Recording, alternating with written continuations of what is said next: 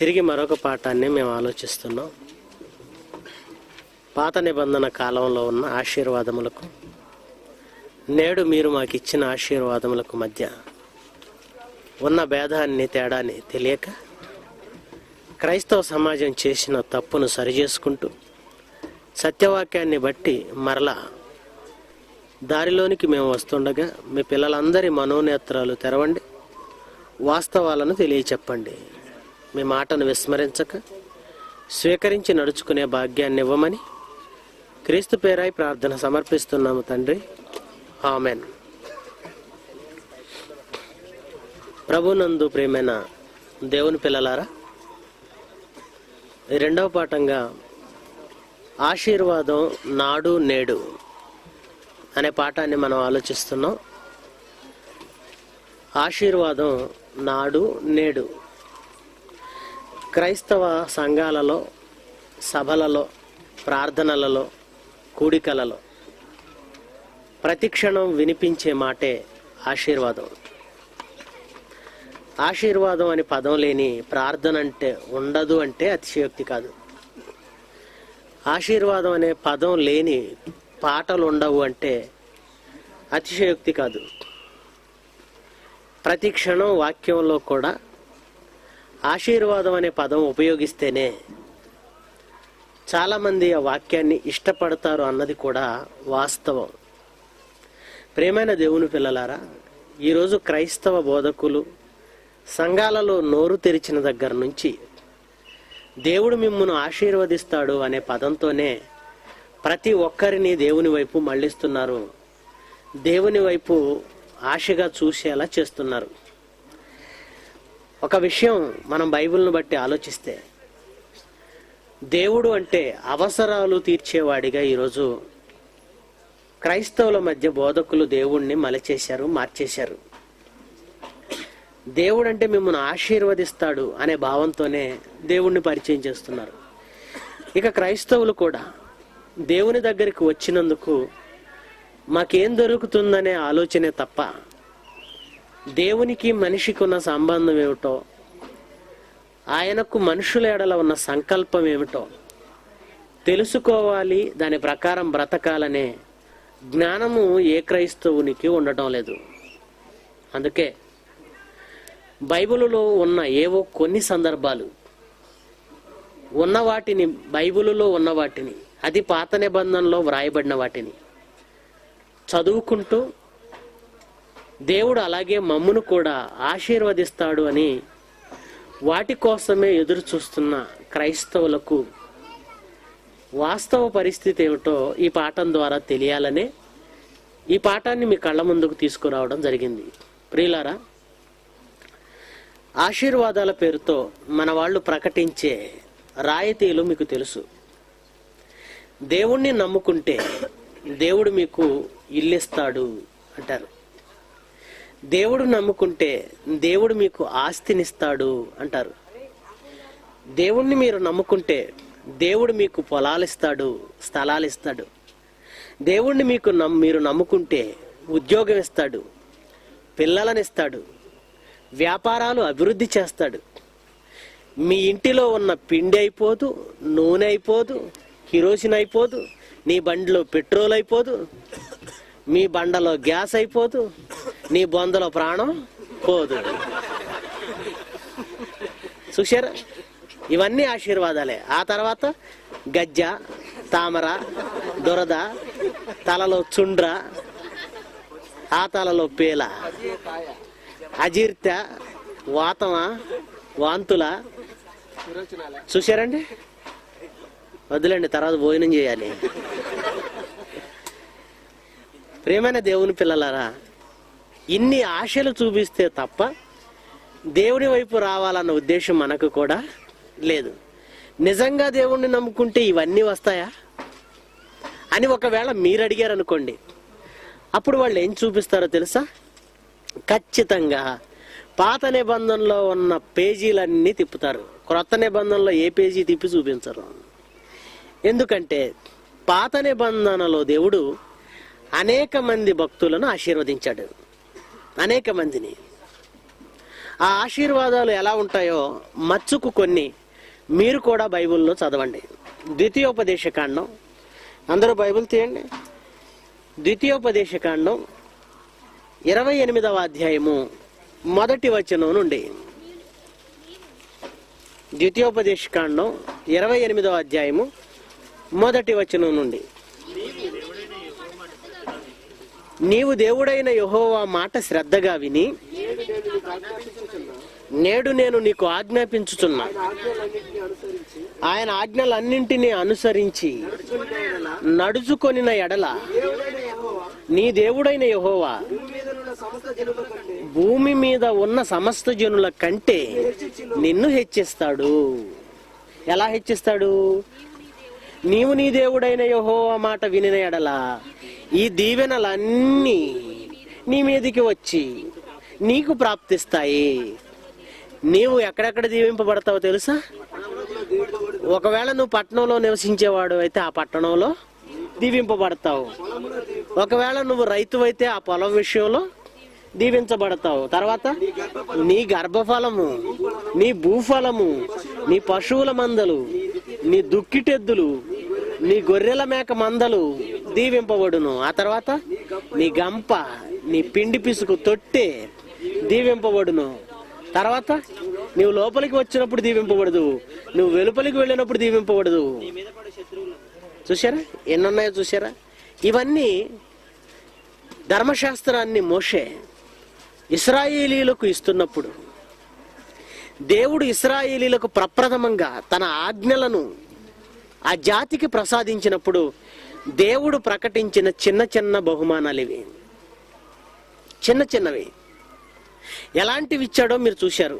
ఇవన్నీ కూడా శరీర సంబంధమైనవే. అవునంటారా కాదంటారా? అన్ని శరీర సంబంధమైనవే. పట్నంలో దీవించబడతావు, పొలంలో దీవించబడతావు, గర్భఫలం, భూఫలం, నీ పశువులు, దుక్కిటెద్దులు, నీ పిండి పిసుకు తొట్టి కూడా దీవించబడుతుందట.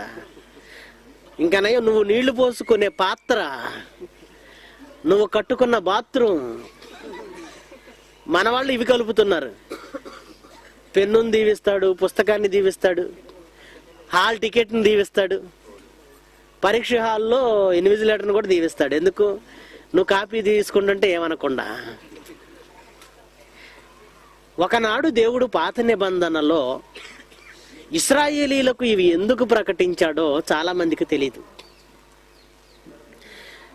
ఇశ్రాయేలీలకు దేవుడు ప్రకటించిన వాటిని ఈరోజు క్రైస్తవులు తమ వాటిగా ఇవి మాకు వస్తాయి అన్నట్టుగా చాలా మంది స్వీకరిస్తున్నారు. ప్రియమైన దేవుని పిల్లలారా, ఒక సంగతి మర్చిపోకూడదు. ఇశ్రాయేలీల నిబంధనకు మన నిబంధనకు చాలా తేడా ఉంది. ఇశ్రాయేలీల నిబంధన ఏ నిబంధన? ధర్మశాస్త్ర సంబంధమైన పాత నిబంధన. మరి మనదండి క్రొత్త నిబంధన. పాత నిబంధన క్రొత్త నిబంధన ఒకటేనా? ధర్మశాస్త్రము క్రొత్త నిబంధన ఒకటేనా? కాదు. ధర్మశాస్త్రము ఇశ్రాయేలీలకు మాత్రమే. వాళ్ళెవరు? ఇశ్రాయేలీలు అనగా ఎవరో చెప్పగలరా? యాకోబు వంశము నుండి వచ్చిన వారు. యాకోబులో నుంచి. యాకోబు కడుపున ఎంతమంది పుట్టారు మగపిల్లలు? 12 మంది. ఈ 12 మంది గోత్రకర్తలుగా వ్యవహరించి తమ వంశాలను అభివృద్ధి చేశారు. ఆ వంశాలే అనగా యాకోబులో నుంచి పుట్టిన పిల్లలే ఇశ్రాయేలీలు. యాకోబు నుంచి పుట్టిన 12 మంది నుంచి అభివృద్ధి చెందిన సంతానమే ఇశ్రాయేలీలు. ధర్మశాస్త్రం వీరిదే. వాగ్దానాలన్నీ కూడా ఎవరివి? వీరివే. చేయబడినవన్నీ ఎవరివి? ఇవ్వబడిన దీవెనలన్నీ ఎవరివి? వారివే. అందుకే రోమాపత్రిక 9వ అధ్యాయము, రోమాపత్రిక 9వ అధ్యాయం 3వ వచనం నుంచి చూడండి. రోమాపత్రిక 9వ అధ్యాయం 4వ వచనం. వీరు ఇశ్రాయేలీలు దత్తపుత్రత్వము, మహిమయు, నిబంధనలను, ధర్మశాస్త్ర ప్రధానమును, అర్చనాచారాదులు, వాగ్దానములు ఎవరివట? వీరివి. ధర్మశాస్త్రం ఎవరిది? వీరిది. ఆ ధర్మశాస్త్రంలో ఉన్న వాగ్దానాలు ఎవరివి? వీరివి. పాత నిబంధనలో ఉన్న ఈ దీవెనలు, ఈ వాగ్దానాలు ఎవరివంటున్నాడు పౌలు? ఇశ్రాయేలీయులవి. ఇప్పుడు అవే వాగ్దానాలు ఎవరు స్వీకరిస్తున్నారు? ఎవరు తీసుకుంటున్నారు? క్రైస్తవులు. క్రైస్తవులు ఇశ్రాయేలీయులా? చాలా మంది ఈరోజు క్రైస్తవులు ఇశ్రాయేలీయులకు తేడా కూడా తెలియదు. ఇశ్రాయేలీలోని మేము కూడా ఇశ్రాయేలీలమని చాలా మంది చెప్పుకుంటున్నారు. మీరు ఇశ్రాయేలీలు అయితే మీ వంశం రూబేను వంశమా, ఆషేరు వంశమా, గాదు వంశమా, దాను వంశమా, బెన్యామీను గోత్రమా, ఎఫ్రాయిము గోత్రమా, మనష్షే గోత్రమా? ఏ గోత్రం మీది? యాకోబు వంశంలో ఉన్న 12 మంది గోత్రికుల సంతానంలో పుడితే వాళ్లే ఇశ్రాయేలీలు. మిగిలిన వాళ్ళందరూ ఎవరో తెలుసా? అన్ని జనులు. మనం అన్ని జనులం, భారతీయులుగా అన్ని జనులుగా ఉన్న మనం యేసుక్రీస్తు వాక్యాన్ని స్వీకరించి క్రైస్తవులమయ్యామే తప్ప ఇశ్రాయేలీలం కాలేదు. ధర్మశాస్త్రం క్రైస్తవులదా ఇశ్రాయేలీలదా? ఇశ్రాయేలీలది. అందులో ఉన్న దీవెనలు ఎవరివి? వాగ్దానాలు ఎవరివి? ఇశ్రాయేలీలవి. మరి అవి నువ్వు తీసుకుంటావేంటి? చాలా బైబిల్ కళాశాలలు ఉంటాయి కదండి. ఏసీటీసీ కాలేజీ కానివ్వండి, మరి సిరంపూర్ యూనివర్సిటీ కానివ్వండి, తర్వాత బెంగళూరులో ఉన్న బైబిల్ సొసైటీ కానివ్వండి, ఎన్నో బైబిల్ కళాశాలలో ఇవి ప్రార్థన నేర్పించేటప్పుడు కూడానండి, దేవుడు మిమ్మల్ని ఆశీర్వదిస్తాడనే పదం లేకపోతే అసలు అది ప్రార్థనే కాదట. ప్రార్థన కొట్టేస్తాయట. అది ప్రార్థన కాదట. మనం కూడా ఎలాంటి వాళ్ళమంటే ఇంటికి ఎవరైనా వచ్చినప్పుడు ప్రార్థన చేయమంటాం. చాలా మందిని, ఎక్కువ మందిని చూస్తుంటామండి మీటింగ్కి వెళ్ళినప్పుడు. మీటింగ్ సభ ప్రారంభించినప్పుడు, సభ ముగించేటప్పుడు మీటింగ్ కన్వీనర్స్ని జ్ఞాపకం చేసుకుని ప్రార్థన చేస్తాం. మరలా మీటింగ్ అయిపోయిన తర్వాత ఇంటికి తీసుకెళ్ళి మరి అయ్యగారు ప్రార్థన చేయండి అంటారు. అక్కడ చేసింది ప్రార్థన కదా?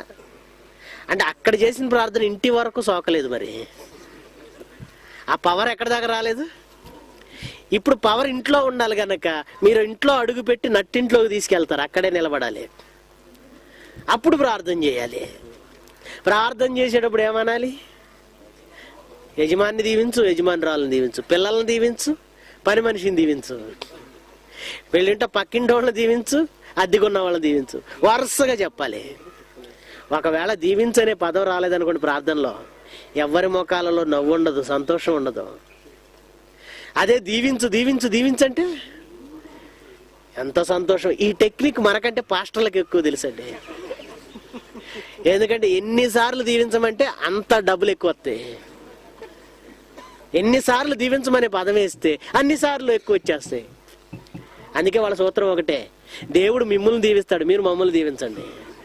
ఇదే వాళ్ళ స్లోగన్ ఇది. దేవుడు మిమ్మల్ని దీవిస్తాడు, మీరు మమ్మల్ని దీవించండి. ఏమండి, ఆశీర్వాదం అని శరీర సంబంధమైనవి కోరుకుంటున్నారే, ఇవి వాస్తవమా? ఇవి మనకు చెందినవా? కాదు. ఒకనాడు ఇశ్రాయేలీలవే. వారికి ఎందుకు ఇచ్చాడు? వారు ప్రారంభములో దేవుని సంఘంగా ఏర్పడిన ప్రారంభ సంఘం ఇశ్రాయేలీలు. ఒక మాటలో చెప్పాలంటే దేవుడు వారిని చిన్న పిల్లలు అన్నాడు. ధర్మశాస్త్రం కింద ఉన్న వారిని బాలురు అన్నాడు. పసిపిల్లలు, చిన్నపిల్లలు స్కూలుకు వెళ్ళేటప్పుడు మారం చేస్తారు. అలా మారం చేసినప్పుడు తల్లిదండ్రులుగా మీరు ఏమిస్తారు చెప్పండి? వాడు స్కూలుకు వెళ్ళడం లేదని చాక్లెట్ ఇస్తారు. స్కూలుకు వెళ్ళను అంటే బిస్కెట్ ఇస్తారు. స్కూలుకు వెళ్ళను అంటే ఇంకేమైనా ఇస్తారు. అంటే వాడికి చిన్న చిన్న గిఫ్ట్లు ఇవ్వాలి. గిఫ్ట్లు ఇవ్వకపోతే వాడు ఏం చేయడు? వెళ్ళడం. వాడు డిగ్రీకి వచ్చిన తర్వాత నేను కాలేజీకి వెళ్ళాలంటే చాక్లెట్ ఇస్తావా? బిస్కెట్ ఇస్తావా? వాడికి చిన్నప్పుడు ఆశ చూపిస్తే వాడు స్కూల్కి వెళతాడు. ధర్మశాస్త్రం క్రింద ఉన్న ఇశ్రాయేలీలు కూడా పసిపిల్లలు లాంటి వాళ్ళేనండి, చిన్నపిల్లలు వాళ్ళు. మరి ఇప్పుడు మనం ఎదిగిన వాళ్ళం, పెద్దవాళ్ళం. చిన్నపిల్లలుగా ఉన్నప్పుడు చిన్నవి వాళ్ళు చిన్నవాళ్ళు గనక వాళ్ళు ధర్మశాస్త్రంలో నిలబడాలని, ఆయన మాట వినాలని ధర్మశాస్త్రం ప్రకారం నడవాలని ఎన్నో చిన్న చిన్న బహుమతులు ప్రకటించాడు. స్కూల్లో పరీక్ష బాగా రాస్తే పెన్ను ఇస్తాను అనగానే విరగబడి చదివేస్తారు, పోటీగా చదివేస్తారు. ఇంతకీ ఏంటి ఇచ్చే పెన్ను అంటే 5 రూపాయల రేనాల్డ్స్ పెన్ను. దీనికోసం పోటీ, పెన్ను నేను తీసుకోవాలి, బుక్ ఇస్తే బుక్ నేను తీసుకోవాలి. అది చిన్నపిల్ల మనస్తత్వం. అందుకే మీరు నా మాట వింటే, ఈ ధర్మశాస్త్రాన్ని పాటిస్తే ఏమిస్తాను? నిన్ను దీవిస్తాను, నీకు గర్భఫలం ఇస్తాను, పొలంలో దీవింపబడతావు, పట్టణంలో దీవింపబడతావు, పిండి అయిపోదు, నూనె అయిపోదు. ఇవన్నీ ఏమనుకుంటున్నారు? వాళ్ళు సన్మార్గంలో నడవడానికి దేవుడు ప్రకటించిన చిన్న చిన్న బహుమతులు. అందుకే దేవుడు అబ్రహాం కండి కానాను దేశం అంతా ఇచ్చేసాడండి. కానాను దేశం అంతా, పశుమందలు, విస్తారమైన పశుమందలు ఇచ్చాడు, ఆస్తినిచ్చాడు. కానీ అబ్రహాము చాలా తెలివి కలిగిన వాడండి. వీటిలో వేటి మీద మనసు లేదు. ఎక్కడుందట ఆయన మనసు? రాబోయే ఆ మహాపట్టణం కోసం ఎదురు చూశాడు. అలాగే సొలొమోను మీకు తెలుసు. సొలొమోను ప్రార్థించాడు. దేవుణ్ణి ఏం కోరుకున్నాడు చెప్పండి?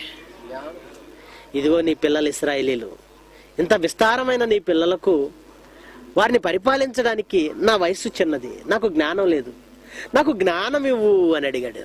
దేవుడు సంతోషపడి శత్రువుల ప్రాణాలు అడగలేదు, రాజ్యాలను అడగలేదు, ధనాన్ని అడగలేదు, జ్ఞానం అడిగావు గనక నిన్ను మెచ్చాను సొలొమోను. నువ్వు అడగకపోయినా నీకు విస్తారమైన ఆస్తిని నేను ఇచ్చేస్తున్నాను. దావీదుకి ఇచ్చాడు, అలాగే యోబుకిచ్చాడు.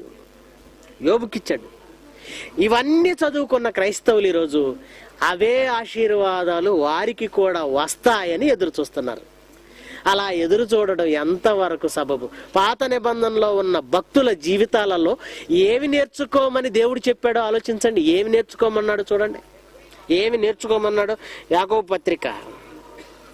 యాకోబు రాసిన పత్రిక 5వ అధ్యాయము 10వ వచనం. యాకోబు పత్రిక 5వ అధ్యాయం 10వ వచనం.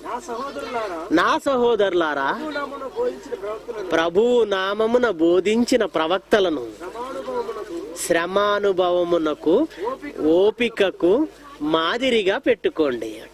పాత నిబంధన మీకు ఎందుకు ఇచ్చాడంటే, పాత నిబంధనలోని భక్తుల జీవితాలు మీ కళ్ళ ముందు ఎందుకు పెట్టాడంటే, సహోదరులారా పాత నిబంధన చదవండి, తప్పులేదు. కానీ ఆ పాత నిబంధనలో భక్తులకు వచ్చిన ఆశీర్వాదాలు తీసుకోండి అన్నాడా? భక్తులకు వచ్చిన ఆశీర్వాదాలను మాదిరిగా పెట్టుకోండి అన్నాడా? వారి శ్రమను, ఓపికకు వారిని, వాళ్ళు ఎలా శ్రమలు అనుభవించి విశ్వాసమందు నిలకడగా ఉన్నారో, శ్రమలలో కూడా వాళ్ళు ఎంత ఓపికగా ఉన్నారో వారి జీవితాలలో అవి తీసుకోండి అన్నాడు. మన వాళ్ళు వాటిని వదిలేసారు, ఏవి తీసుకున్నారు?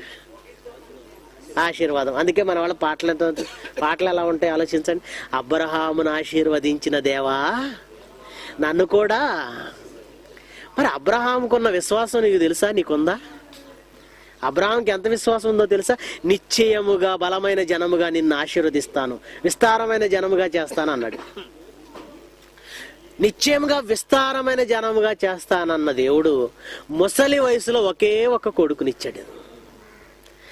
ఆ కొడుకు ఎదుగుతున్నాడు అనుకున్నప్పుడు జాగ్రత్తగా మళ్ళీ పిలిచి, నీ ఒక్కగానొక్కడై ఉన్న నీ కొడుకును ఇస్సాకును నాకు బలివ్వన్నాడు.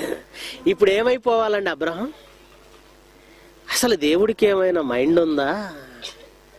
వాగ్దానం ఇవ్వడానికైతే ముందు ఆవేశపడి ఇచ్చేసాడు. విస్తారమైన జనం ఎలా వస్తుంది? విస్తారమైన జనం అన్నాడు, ఒక్కడిని ఇచ్చాడు. ఈ ఒక్కడిని కూడా ఏమంటున్నాడు ఇప్పుడు? బలిమంటున్నాడు అని విశ్వాసం కోల్పోయాడా? భయపడిపోయాడా? ఈ దేవుణ్ణి నమ్మకూడదు అనుకున్నాడా? అలా అనుకోలేదండి. ఒక్కటే ఆలోచించాడు, నా కొడుకును అడుగుతున్నాడు అంటే ఇస్తాను. చంపేసిన దేవుడికి ఏ శక్తి ఉందో తెలుసా? మళ్ళీ మృతుల్లో నుంచి లేపి మళ్ళీ నాకు సంతానాన్ని ఇస్తాడని నమ్మాడండి. వినపడ్డం లేదా? నా బిడ్డను చంపేసిన మళ్ళీ బ్రతికిస్తాడు, మళ్ళీ నాకు సంతానాన్ని ఇస్తాడు అని నమ్మాడండి. ఏమండి, నిజంగా అంత విశ్వాసం ఉంటుందండి మనకి? ఉంటుందా చెప్పండి? నీ కొడుకును నాకు బలిచ్చేయి అంటే ఇచ్చేస్తాను. చంపేసినా మళ్ళీ బ్రతికించగలడు. అంత విశ్వాసం ఉందండి? అబ్రహాం అంత విశ్వాసం ఉండదు, కానీ అబ్రహాంకి ఇచ్చిన ఆశీర్వాదాలు మాత్రం కావాలా? ఏమంటే చంపేయడానికి మీ బిడ్డను ఇవ్వగలరా? ఇవ్వగలమండి అంటారు, మాటే కదా. మనం ఇవ్వలేమనడానికి ఒక ఎగ్జాంపుల్ చెప్పనా? జైశాలి గారు బిడ్డను బలేమన్నాడా, 5 సంవత్సరాలు ఇవ్వమన్నారా? ఎంతమంది ఇచ్చారు చెప్పండి? సెమినార్కే చాలా మంది తీసుకురాలేదు. రకరకాల కారణాలు. మా పిల్లలకి ఎగ్జామ్స్ ఉన్నాయండి, మా పిల్లలు ఈసారి రాలేరండి, వచ్చే సంవత్సరం చూద్దామండి. 5 సంవత్సరాలు ఇవ్వమంటేనే ఇవ్వటం లేదు. దేవుడు చంపేయమంటే చంపేయగలరా మీ పిల్లల్ని? కానీ అబ్రహాం చంపాడు. అబ్రహాంకి మనకు పోలికేనా? అసలు పోలిక ఉందా? అసలు ఆయన విశ్వాసానికి మన విశ్వాసానికి సంబంధం ఉందా చెప్పండి?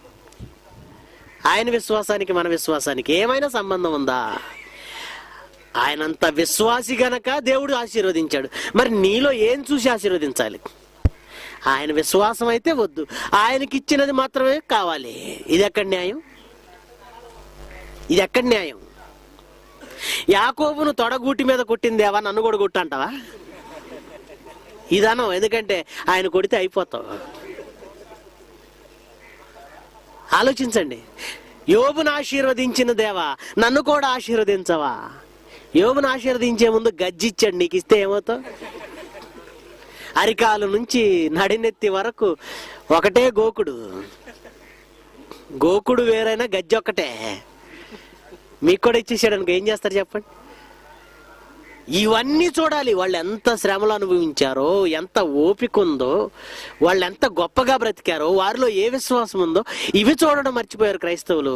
వాళ్ళకి దేవుడు ఏమిచ్చాడు, వీళ్ళకేమిచ్చాడు, వీళ్ళకేమిచ్చాడు, వీళ్ళకేమిచ్చాడు, వీళ్ళకేమిచ్చాడు, వీళ్ళకి ఇచ్చిన దేవుడు మీకివ్వడా అంటాడు, ఇస్తాడు అంటాడు. ఈ రాత్రి దేవుడు సూటిగా మాట్లాడుతున్నాడు. నిన్నటి వరకు వంకర టెంకరగా మాట్లాడాడు. ఇది వీళ్ళ ప్రసంగాలు. ఏమండి? అలాగైతే దేవుడు నీకెందుకు ఇవ్వలేదు అని అడగండి. ఆయనకి ఇవ్వలేదు, ఆయనకి ఇచ్చినవన్నీ మనవే. మన ఇంటికి వచ్చినప్పుడు ఎలా వచ్చాడో తెలుసని, ప్రారంభంలో మన ఊరికి వస్తారు పాస్టర్ గారు, దేవుడు ఈ ఊరే పంపాడు అంటాడు. అంత ఖచ్చితంగా ఎందుకు మా ఊరే చూపించాడు? ఉద్యోగస్తులు ఎక్కువ ఉన్నారు మీ ఊర్లో. ఏమంటే దేవుడు అబ్రహామును పిలిచినప్పుడు పక్కూరు వెళ్ళమన్నాడా, దేశాన్ని విడిచిపెట్టి మరో దేశం వెళ్ళమన్నాడా? దేశాన్ని వదిలేసి. కానీ మన దగ్గరికి వచ్చిన ఏ పాస్టర్ మాట అన్నా వినండి, ఈ ఊరు వెళ్ళమన్నాడు, ఆ ఊరు వెళ్ళమన్నాడు అని చెప్తాడు. పాకిస్తాన్ వెళ్ళమన్నాడని ఏ పాస్టర్కి చెప్పలేదా? పాకిస్తాన్ వెళ్ళమని ఏ పాస్టర్కి చెప్పడా? ఒరిస్సా వెళ్ళమని ఏ పాస్టర్కి చెప్పడా? అక్కడికి వెళ్తే వీళ్ళని కాల్ చేస్తారు. రైట్, వచ్చాడు, మన ఊరు వచ్చారు. మనం కూడా ఎలాంటి వాళ్ళం? మనం మరీ తెలివి తక్కువ వాళ్ళం. దేవుడి పేరు ఎవరు చెబితే వాళ్ళకి సాష్టాంగ పడిపోతాం. పాపం వచ్చేటప్పుడు ఆ చెప్పులు చూడండి, అర్ధచంద్రాకారంలో అరిగిపోయి ఉన్నాయి వెనక మడివల దగ్గర. అలాంటి చెప్పులు. బట్టలకు ఇస్త్రీ లేదు, నలిగిపోయాయి. చేతికి మాత్రం సంచి మాత్రం ఉంటుంది. మరి ఐడెంటిఫై చేయాలి కదా పాస్టర్ అని. సంచి మాత్రం కొనుక్కున్నాడు, అందులో ఒక బైబిల్ పెట్టుకున్నాడు. అలా వచ్చి సేవ చేయడానికి వచ్చాను అనగానే మనకున్న ఏ చిన్న పోరం బూకు స్థలమో ఇచ్చేసాం. 1 సెంటో 2 సెంట్లో మనమే తల ₹1, ₹100, ₹10, ₹20 వేసుకొని ఒక చిన్న పాక నిలబెడతాం. సంవత్సరం తిరిగేసరికి పాక రేకుల షెడ్ అవుతుంది, రేకుల షెడ్ బిల్డింగ్ అవుతుంది, బిల్డింగ్ లో ఫ్రిడ్జ్ వస్తుంది, డబుల్ కాట్ వస్తుంది, టీవీ వస్తుంది, ఆ తర్వాత ఏసీ వస్తుంది. ఇంటి ముందు సైకిల్ పోయింది, బండి వచ్చింది, బండి పోయి కారు వచ్చే డామ్ డామ్ డామ్. ఇప్పుడు కారు పోయింది, హెలికాప్టర్ కూడా కావాలంటాడు. ఏంటని అడగండి. దేవుడు నన్ను ఆశీర్వదించాడు అంటాడు. మరి నిన్ను ఆశీర్వదించిన దేవుడు మమ్మల్ని ఎందుకు ఆశీర్వదించాడని మనం అడుగుతామా? మమ్మల్ని ఎందుకు ఆశీర్వదించాడని అడుగుతామా? అది అడగం. ఇవన్నీ మనం ఇచ్చినవే. ఊరికే ప్రార్థన చేసి దేవుడు బండి కావాలన్నాడు, బండి తీసుకోమన్నాడు అనగానే మనమే తల ఒక 10, 20, 30 వేలు వేసుకొని బండి కొనేసాం. సంఘం అంతా ఈయనకిస్తుంటే ఈయన మాత్రం దేవుడు మీకు ఇస్తాడని చెప్తాడు. ఏమండి, ఇలా ఎంతమంది మోసపోతున్నారో తెలుసా? ఎంతమంది మీకు తెలుసో లేదో, దేవుడు మమ్మల్ని ఏ ఆశీర్వాదం ఇవ్వలేదు, దీవించలేదని. సంఘాలు మానుకున్న వాళ్ళు కోకొల్లలండి. వీళ్ళ మాయమాటలు విని దేవుడు ఇప్పుడు పిల్లల్ని ఇస్తాడు, అప్పుడు పిల్లల్ని ఇస్తాడు, ఇప్పుడు ఇస్తాడు, అప్పుడు ఇస్తాడు, సంవత్సరాల తరబడి వీళ్ళ చుట్టూ తిరిగి పిల్లలు పుట్టక సంఘాలకు ప్రార్థనకు దేవుణ్ణి విడిచిపెట్టిన వాళ్ళు కోకొల్లలుగా ఉన్నారు. కోకొల్లలు. ప్రేమైన దేవుని పిల్లలారా, ఎప్పుడో పాత నిబంధనలో ఉన్న ఆశీర్వాదాలను ఈరోజు క్రైస్తవులకు వస్తాయంటున్నారు. కాదండి, ఈరోజు క్రైస్తవుల గురించి వ్రాయబడినది వేరండి. క్రైస్తవుల గురించి బైబిల్లో ఉన్నది వేరండి. ఈరోజు దేవుడు ఆశీర్వదించలేదనకండి, ఆశీర్వదించాడు. కానీ ఆ రోజు దేవుడు వాళ్ళకిచ్చిన ఆశీర్వాదం వేరు, మనకిచ్చిన ఆశీర్వాదం వేరు. యేసుక్రీస్తు కూడా ఆశీర్వదించాడు. చూడండి ఎలా ఆశీర్వదించాడు యేసుక్రీస్తు. లోకాసు వార్త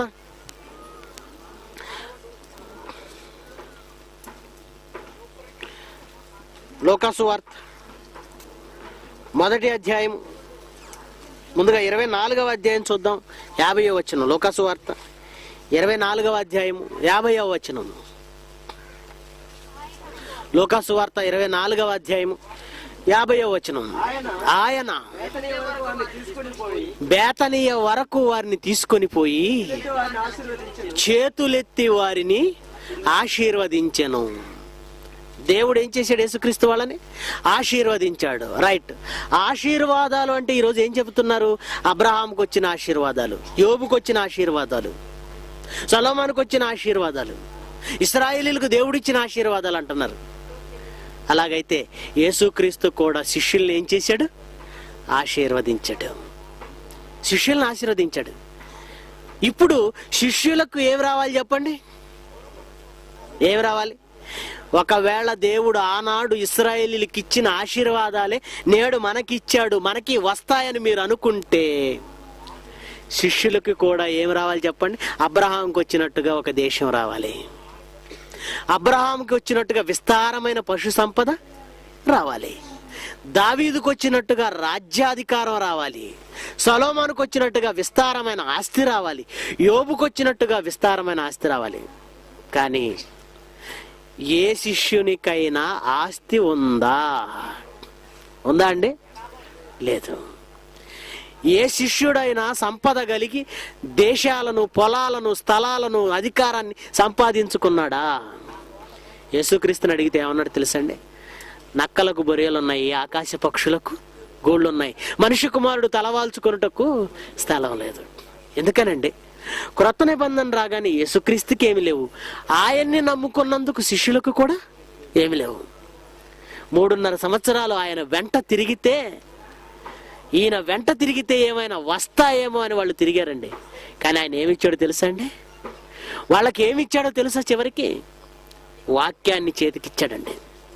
యోహాను సువార్త 17వ అధ్యాయం 14వ వచనం నుంచి చూడండి. యోహాను సువార్త 17వ అధ్యాయము 14వ వచనం. వారికి నీ వాక్యం, వారికి వాక్యం ఇచ్చానన్నాడు. 3.5 సంవత్సరాలు ఆయన వెంట తిప్పుకొని ఆయన వాళ్ళకి ఇచ్చిందేంటో తెలుసా అండి? వాక్యం. మరి డబ్బు ఇవ్వలేదా? బంగారం ఇవ్వలేదా? ఇండ్లు ఇవ్వలేదా? రాజ్యాధికారం ఇవ్వలేదా? స్థలాలు ఇవ్వలేదా? పొలాలు ఇవ్వలేదా? ఏమీ లేవు, ఏమీ లేవు, ఏమి ఇవ్వలేదు. పోనీ యేసు ప్రభు వెళ్ళిపోయిన తర్వాత వాళ్ళు సంపాదించుకున్నారా?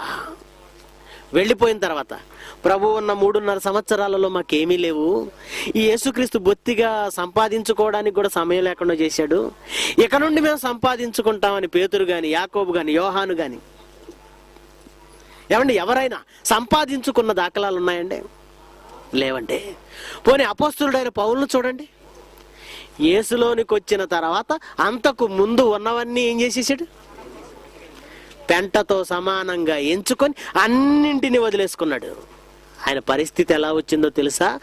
తినడానికి తిండి గడవని పరిస్థితుల్లోనికి వెళ్ళిపోయాడు, కట్టుకోవడానికి బట్టలు లేని పరిస్థితికి వెళ్ళిపోయాడు. మీరు చదవలేదు ఆయన గురించి? 2 కొరింథీ పత్రిక 11వ అధ్యాయం,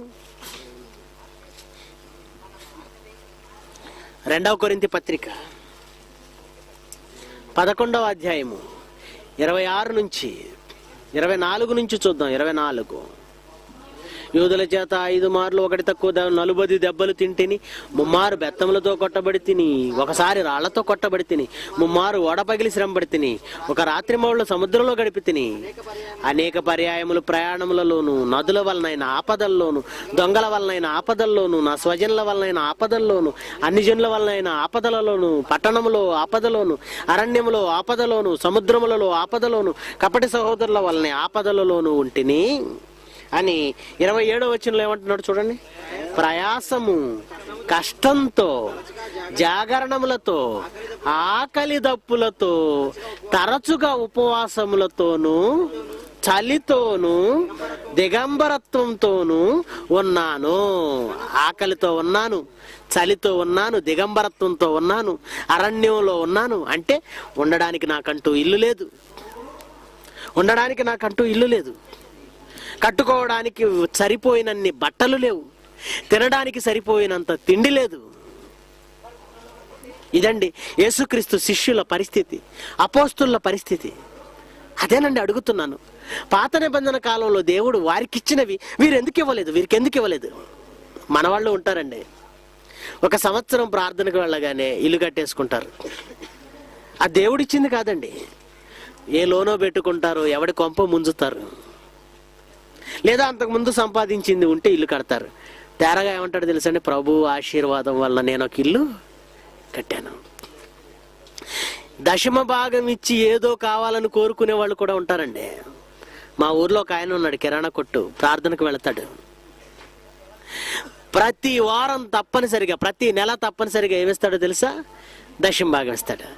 అలా ప్రతి నెల దశమ భాగం ఇస్తూ ఇల్లు కట్టాడట. ఇల్లు కట్టేశాడు. ఒకరోజు అనుకున్నాడట, 1 నెల దశమ భాగం ఇవ్వకపోతే ఏమవుతుందో చూద్దాం అనుకున్నాడట. 1 నెలే కదా దశమ భాగం ఇవ్వకపోతే ఏమవుతుందో చూద్దామని 1 నెల ఇవ్వలేదట. అప్పుడట కిరాణా కొట్టు కదండి, మరి కిరాణా షాపులకు కావలసిన సరుకులన్నీ మార్కెట్ నుంచి తెస్తుండగా రిక్షాలో నుంచి సరిగ్గా ఆ నెల దశమ భాగం ఎంత ఉంటుందో అంత ఖరీదైన నూనె డబ్బా పడిపోయిందట, నూనె పోయిందట. అంటే దేవుడు ఈ రకంగా శిక్షించాడు. అమ్మ బాబు ఇదనమాట అని అప్పటి నుంచి మళ్ళీ కట్టడం ప్రారంభించాడట. ఈ లోపల ఈయనకి మరొక ఆలోచన వచ్చిందట. 10 రూపాయలు, 100కి 10 రూపాయలు ఇస్తేనే ఒక ఇల్లు కట్టాను, ఒక 5 రూపాయలు పెంచి చూద్దాం. అంటే దశమ భాగం అంటే 10 కాదు 100కి 15 ఇద్దాం, ఏం జరుగుతుందో చూద్దామని 10 బదులు 15 ఇచ్చాడట. ఈసారి పైన బిల్డింగ్ వేసాడట. చూశారండి బిజినెస్ ఎలా ఉందో? దేవుడితో ఇదేమన్నా బిజినెస్సా? అంటే ఈరోజు క్రైస్తవులు ఎలా ఉన్నారో ఆలోచించండి. ఏదో 4 రోజులు ప్రార్థనకు వెళ్ళగానే అవొచ్చాయి ఇవొచ్చాయని చెప్పుకుంటే యేసుక్రీస్తు నీకంటే భక్తి గలవాడా కాదా? ఆయన శిష్యులు మనకంటే భక్తి పరులా కాదా? అపోస్తులుడైన పౌలు మనకంటే భక్తి పరుడా కాదా? మరి అలాంటప్పుడు ఈ ఆశీర్వాదాలు వాళ్ళకెందుకు లేవు చెప్పండి? వాళ్ళకెందుకు లేవు? ఆశీర్వాదం అనగానే పాత నిబంధనలో ఉన్న ఆశీర్వాదాలను ఎందుకు తీసుకుంటున్నారు? దేవుడు ఆశీర్వదించాడండి. ఈరోజు మనల్ని ఆశీర్వదించాడు. ఎలా ఆశీర్వదించాడో, ఏ ఆశీర్వాదం ఇచ్చాడో, ఏది అసలు సిసలైన ఆశీర్వాదం, క్రొత్త నిబంధనలో వ్రాయబడినదేంటో, క్రైస్తవులుగా మనకున్న ఆశీర్వాదం ఏంటో ఎవరు ఆలోచించటం లేదండి. ఆశీర్వాదం అనగానే భూ సంబంధమైన వాటి మీదే మనసు పెడుతున్నారు. కానీ దేవుడు మనల్ని ఆశీర్వదించాడు. ఎలాంటి ఆశీర్వాదం ఇచ్చాడు ఒకసారి చూడండి. ఎఫెసీ పత్రిక 1వ అధ్యాయం 3వ వచనం నుంచి చదవండి. ఎఫెసీ పత్రిక 1వ అధ్యాయం 3వ వచనం నుండి. మన ప్రభువైన యేసుక్రీస్తు యొక్క తండ్రియగు దేవుడు ఆయన స్తుతింపబడాలి. ఆయన క్రీస్తునందు పరలోక విషయములో ఆత్మ సంబంధమైన ప్రతి ఆశీర్వాదమును మనకు అనుగ్రహించాడు. ఇప్పుడు మనకు ఆశీర్వాదం అనుగ్రహించాడా? ఇంకా అనుగ్రహించలేదా? అనుగ్రహించాడు, ఇచ్చేశాడు. ప్రతి ఆశీర్వాదం ఇచ్చాడా? కొన్నింటినే ఇచ్చాడా? మళ్ళీ చదవండి ఆ పదాన్ని. ఆత్మ సంబంధమైన ప్రతి ఆశీర్వాదమును మనకు అనుగ్రహించెను అంటే అయిపోయింది. అంటే దేవుడు ఈ కాలంలో క్రైస్తవులకు ఇచ్చేవి ఆత్మ సంబంధమైన ఆశీర్వాదాలని. శరీర సంబంధమైనవి కావని మనకు అర్థమైపోతుంది. అవి పరలోక సంబంధమైన ఆశీర్వాదాలని, శరీర సంబంధమైనవి ఇవ్వడు అని మనకు అర్థమైంది. అంతేనా అండి? అంతే. ఏమండి, శరీరం గొప్పదంటారా, ఆత్మ గొప్పదంటారా? మీరు ఎదిగారు, మీరు పెద్దవాళ్ళు, పిల్లలు కాదు, చిన్నపిల్లలు కాదు. ఒకనాడు చిన్నపిల్లలు ఉన్నారు ఇశ్రాయేలీలు, వాళ్ళు చిన్నపిల్లలు గనక శరీర సంబంధమైన ఆశీర్వాదాలు ఇచ్చాడు. ఈరోజు మీరు పెద్దవాళ్ళు, శరీరం కంటే ఆత్మ గొప్పదని తెలుసుకున్న వాళ్ళు. మరి అలాంటప్పుడు శరీర సంబంధమైన ఆశీర్వాదం కోరుకుంటారా, ఆత్మ సంబంధమైన ఆశీర్వాదం కోరుకుంటారా?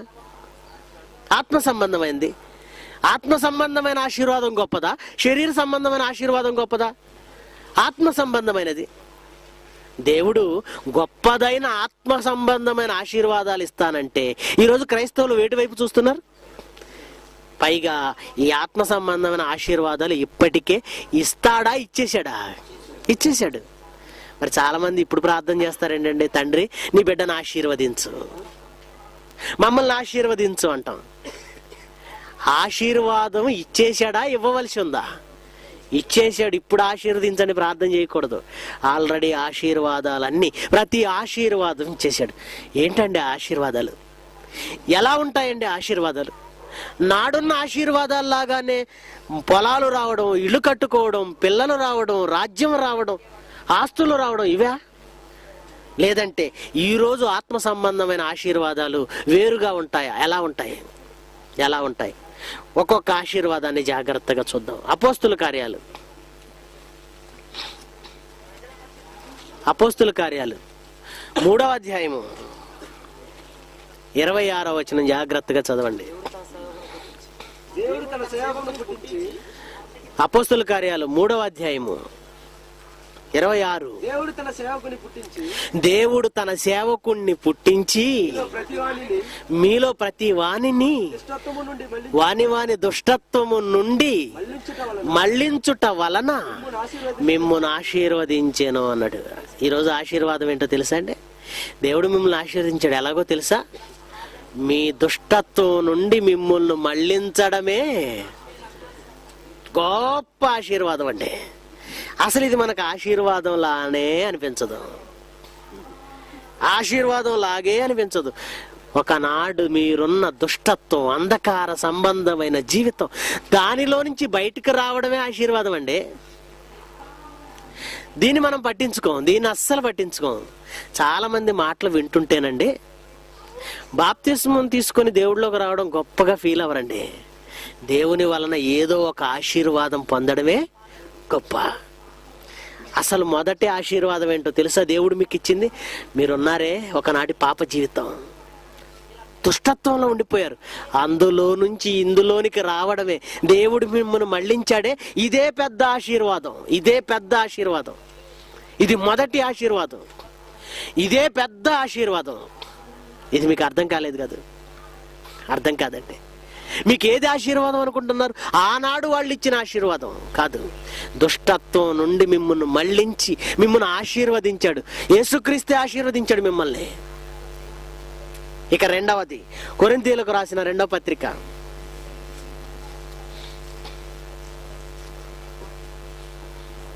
అపోస్తులుడైన పౌలు కొరింథీయులకు రాసిన 2వ పత్రిక 6వ అధ్యాయము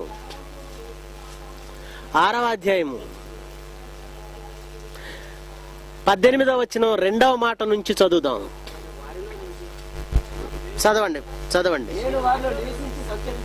2 కొరింథీ 6వ అధ్యాయం 18వ వచనం 2వ మాట చదువుతున్నారు. నేను వారిలో, చూడండి దేవుడు అంటున్న మాటలు జాగ్రత్తగా వినండి. నేను వారిలో నివసించి సంచరింతును, నేను వారి దేవుడినై ఉంటాను, వారు నా ప్రజలై ఉంటారు. కావున మీరు వారి మధ్య నుంచి బయలువెడలి ప్రత్యేకంగా ఉండండి, అపవిత్రమైన దాన్ని ముట్టకండి అని ప్రభువు చెప్పుచున్నాడు. మరియు జాగ్రత్తగా వినాలి, నేను మిమ్మల్ని చేర్చుకుంటాను, మీకు తండ్రినై ఉంటాను, మీరు నాకు కుమారులు కుమార్తెలునై ఉందురని సర్వశక్తి గల ప్రభువు చెప్పుచున్నాడు. మీకేమైనా అర్థమైందండి? ఇవి మనకేం అర్థం కావండి. ఇవి అర్థం కావు. మరి ఏమర్థం అవుతాయి? నీ పిండి పిసుకు తొట్టె దీవింపబడుతుంది, నీ పుస్తకం దీవింపబడుతుంది, ఇవి అర్థమవుతాయి. ఏమండి, ఇక్కడ మీరు జాగ్రత్తగా ఆలోచిస్తే క్రింది వచనంలో ఏమంటున్నాడు చూడండి, ప్రియులారా మనకు ఈ వాగ్దానాలు ఉన్నాయి. ఆశీర్వాదం నేడిది. నేడు మనకిచ్చిన ఆశీర్వాదం ఏంటో తెలుసా? ఒకనాడు వాళ్ళకి ఆస్తినిచ్చాను, ఇప్పుడు నేనే మీ వాడిని అవుతాను. దేవుడు అన్నమాట అండి. మీరు మనోనేత్రం వెలిగింపబడిన వారై ఆలోచించండి. ఎంత దౌర్భాగ్యులు కాకపోతే దేవుడు గొప్పవాడా, దేవుడిచ్చే ఆస్తి గొప్పదా అండి? చెప్పండి. దేవుడు గొప్పవాడు. ఈరోజు క్రైస్తవులు ఏమంటున్నారు? నీదేముందలే ప్రభు, నువ్వు పక్కనుండు. ఈరోజు మనకిచ్చిన వాగ్దానం అంట. ఇవి మనకున్న వాగ్దానాలు. మనకేమిచ్చాడు చూడండి. నేను మిమ్మల్ని చేర్చుకుంటాను, నేను మీకు తండ్రినై ఉంటాను, మీరు నా కుమారులు కుమార్తెలై ఉంటారు. సర్వశక్తి గల ప్రభు, నేను దేవుడినై ఉందును, మీరు నాకు ప్రజలై ఉంటారు. ఏమండి, ప్రపంచంలో ఎంతకంటే గొప్ప ఆశీర్వాదాన్ని చూపించండి. ఈ సర్వ సృష్టిని ఒక్కసారి మీరు మనసు పెట్టి చూస్తే, భూమి సృష్టిలో ఎంత ఉంటుందో తెలుసా అండి మీకు? అసలు ఎంత ఉంటుందో తెలుసా? కంటికి కనిపించదండి. ఈ సృష్టి మొత్తాన్ని బట్టి ఈ భూమిని ఆలోచిస్తే అంత చిన్న బిందువులు, అతి చిన్నదే ఆసియా ఖండం. ఆ ఆసియా ఖండంలో అతి చిన్నదే భారతదేశం. ఆ భారతదేశంలో అతి చిన్నదే ఆంధ్ర రాష్ట్రం. ఆ ఆంధ్ర రాష్ట్రంలో ఇంకా చిన్నదే విశాఖపట్నం. ఆ విశాఖపట్నంలో అతి చిన్న ఒక 5 సెంట్లు జగదాంబ సెంటర్లో ఇస్తే చాలు, మీకు దేవుడు ఆశీర్వదించాడు అంటాం. ఏమండి, మరి సృష్టి అంతా ఎవరిది? దేవుడిది. సృష్టి అంతా ఎవరిది? దేవుడిది. మీరు నా పిల్లలు, నేను మిమ్మల్ని మీకు తండ్రిని అయిపోతాను రండి అన్నాడు. అంటే నేను మిమ్మల్ని దత్తత తీసుకుంటాను రండి అన్నాడు. మీరేమంటున్నారు? వద్దు. జగదాంబ సెంటర్లో ఒక 2 ఎకరాలు స్థలం ఇవ్వచాలు. ఏమండి, అనిల్ అంబానీ తర్వాత పెద్దవాళ్ళు ఉన్నవాళ్ళు ఉన్నట్టు టాటా బిర్లా, లక్ష్మీ మిట్టల్, ఆలోచించండి. వీళ్ళు మనల్ని దత్తత తీసుకుంటే హాయిగా వెళ్ళిపోవా? ఎందుకు చెప్పండి? వాళ్ళ ఆస్తి అంతా ఎవరిది? తర్వాత వాళ్ళ వారసులదే కదండి. నా తర్వాత వారసుడు నువ్వే అని బిల్ గేట్స్ చెప్పనివ్వండి. నేను కొట్టుకు చచ్చిపోతాం. దేవుడేమంటున్నాడు? నేను మీకు తండ్రిని అయి ఉంటాను, మీరు నాకు పిల్లలుగా మిమ్మల్ని చేర్చుకుంటాను రండి అన్నాడు. ఇదెందుకు అర్థం కాలేదు? భూమి మీద 1 ఎకరానికి ఆశపడుతున్నావు, పిల్లాడివి నువ్వు, కానీ 3 లోకాలు ఆయన చేతుల్లో ఉన్నాయి. ఆయన కుమారుడు వైపు. ఇప్పుడు ఈ 3 లోకాలు ఎవరివి? పాత నిబంధనలో అబ్రహాంకు ఒక దేశం ఇచ్చాడా, లోకాలు ఇచ్చేసాడా? ఇప్పుడు నీకు లోకం ఇస్తానంటున్నాడు. నీకు ఎందుకు అర్థం కావడం లేదు? అబ్రహాంకి ఇచ్చిన దానికంటే మనకి ఇచ్చేది గొప్పదా తక్కువ చెప్పండి? మనం అప్పుడప్పుడు కథల్లో వింటుంటామండి, నీకు నా సైన్యం కావాలా, నేను కావాలా కోరుకో అన్నాడట ఒక రాజు. ఒక ఆయన తెలివి తక్కువడే నీ సైన్యాన్ని ఇవ్వన్నాడట, తెలివి గల్లవాడేమో నువ్వేరా అన్నాడట. కథలు చదువుకుంటాం మనం. దేవుడు అన్నది కూడా క్రైస్తవులకు అర్థం కాలేదండి. ఇశ్రాయేలీలకి చిన్న మిఠాయిలు ఇసిరేసాడు.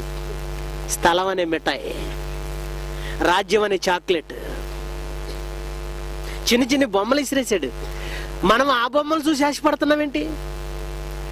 దేవుడు మీకు ఇప్పుడు నేను మీకు తండ్రిని అంటే నాకున్నదంతా మీది కాదారా?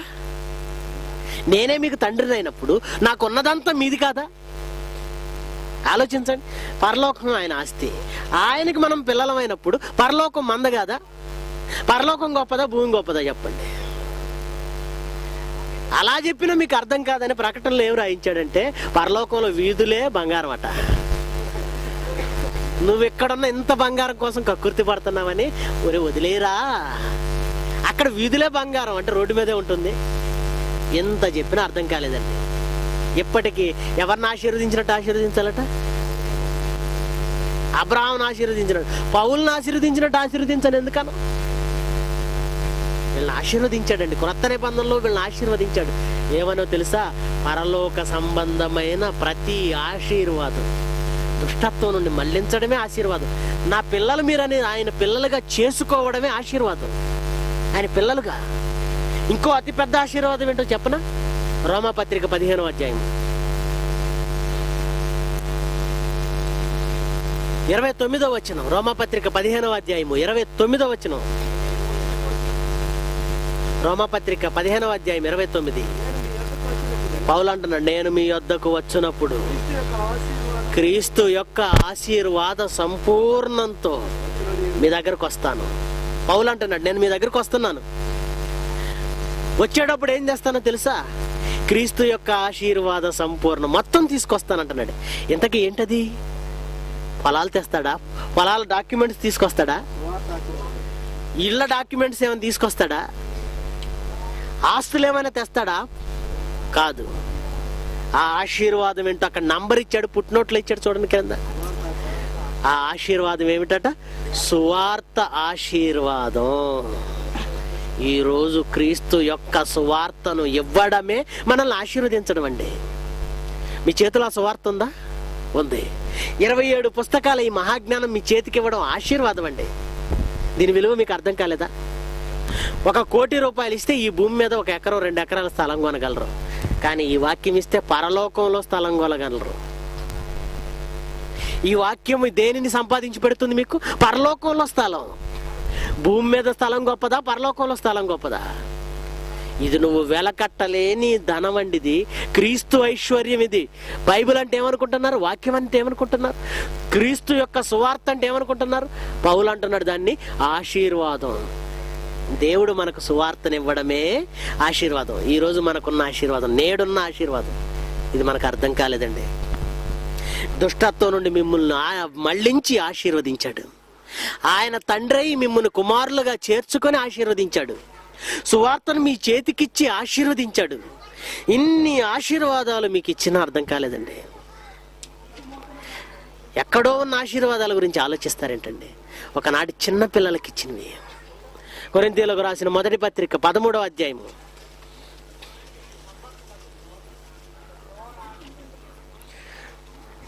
10వ వచనం నుంచి. కొరింథీయులకు రాసిన మొదటి పత్రిక 13వ అధ్యాయము 10వ వచనం నుండి. పూర్ణమైనది వచ్చినప్పుడు పూర్ణము కానిది నిరర్ధకమైపోతుంది. పూర్ణం కానిది, పరిపూర్ణత లేనిది, హాఫ్ నాలెడ్జ్ అంటాం దాన్ని. పరిపూర్ణమైనది ఫుల్ఫిల్ గా వచ్చినప్పుడు పూర్ణం కానిది ఏమవుతుంది? నిరర్ధకమైపోతుంది. నేను పిల్లవాడినై ఉన్నప్పుడు పిల్లవాని వలె మాట్లాడాను. ఏమంటే పౌలు అంటున్నమాట, జాగ్రత్తగా వినండి. నేను పిల్లవాడిని. పిల్లవాడైనప్పుడు ఏ పిల్లవాడైనా ఎలా ఉంటాడు చెప్పండి? పిల్లవాడి మనసు ఎలా ఉంటుంది చెప్పండి? మీరు ఒక కారు కొనిస్తే నిజమైన కారు బయట ఉన్న వీడి మనసులో ఏది నిజమైన కారు? బొమ్మ కారు. అందుకే దాన్ని పట్టుకొని అది తిరగాలంటే ముందు వీడు తిరగాలి, ఒళ్ళంతా అలిసిపోయేటట్లు. దీన్ని పట్టుకొని వీడు ఊరంతా తిరుగుతుంటాడు పొయ్యి పొయ్యి అని. ఎవరైనా అడ్డం వస్తే కికిక్ అంటాడు. అంటే దాని అర్థం నువ్వు తప్పుకోవాలని. ఇది పిల్లవాడి ఆలోచన. ఒకవేళ ఎవరికైనా డబ్బులు లేవు, కారు కొనే డబ్బు లేదనుకోండి, హోదా లేదనుకోండి, అగ్గిపెట్టెలో పుల్లలన్నీ తీసి బయటపడేసి అగ్గిపెట్టెలో అగ్గిపెట్టి దూర్చేసి ఇది ట్రైన్ అంటాడు, కూ అంటాడు. పిల్లవాడు 25 ఏళ్ళు వచ్చాక అగ్గిపెట్టెలో అగ్గిపెట్టె తూర్చి కూ అంట తిరుగుతున్నాడు అనుకోండి సెమినార్ని చుట్టూ. పాపం పిల్లోడు ఆడుకుంటున్నాడు అనుకుంటారా మీరు? పసివాడు ఆడుకుంటున్నాడు అనుకుంటారా? వీడికి ఏదో బొర్ర పోయింది, మెంటల్ ఎక్కింది, స్క్రూ లూజ్ అయిందంటాం. పౌలు అంటున్నది అదే. నేను పిల్లవాడిగా ఉన్నప్పుడు పిల్లవాని వలె యోచన చేసి తిని. ధర్మశాస్త్రం క్రింద ఉన్న వాళ్ళు కూడా పిల్లలేనండి. గలతీ పత్రిక చూడండి, వాళ్ళు పిల్లలు అనడానికి. గలతీ పత్రిక వాళ్ళ స్థాయి పిల్లల స్థాయి అండి.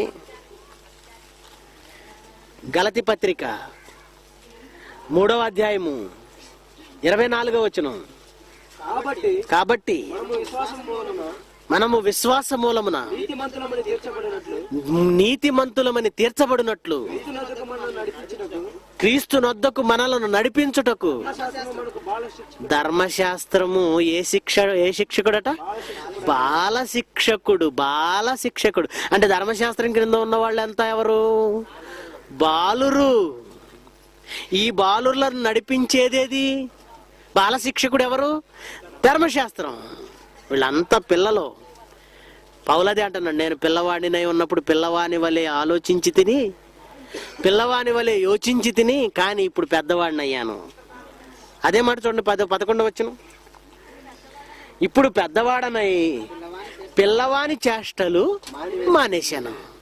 పిల్లవాడిగా ఉన్నప్పుడు బొమ్మ కారు కావాలి, ప్లాస్టిక్ కారు కావాలి. ఇప్పుడు పెద్దవాడైన తర్వాత పెద్ద కారు కావాలి. 5 లక్షలు, 6 లక్షలు, 8 లక్షలు, 10 లక్షలు, లక్షల్లో కారు కావాలి. ఇప్పుడు నీకు చిన్న కారు ఇచ్చి ఇదే నీ కారు అంటే, జైశాల్ గారు మాకు కార్లు ఇస్తా అన్నారు. చిన్న కీ ఇచ్చే కారు కొని మాకు ఇస్తే తలా ఒకటి ఎలా ఉంటుంది చెప్పండి? ఇప్పుడు పెద్దవాళ్ళమయ్యాం, ఆడుకునే వయసు. క్రైస్తవులారా, మీరు పరిపూర్ణులయ్యారు, పెద్దవారయ్యారు.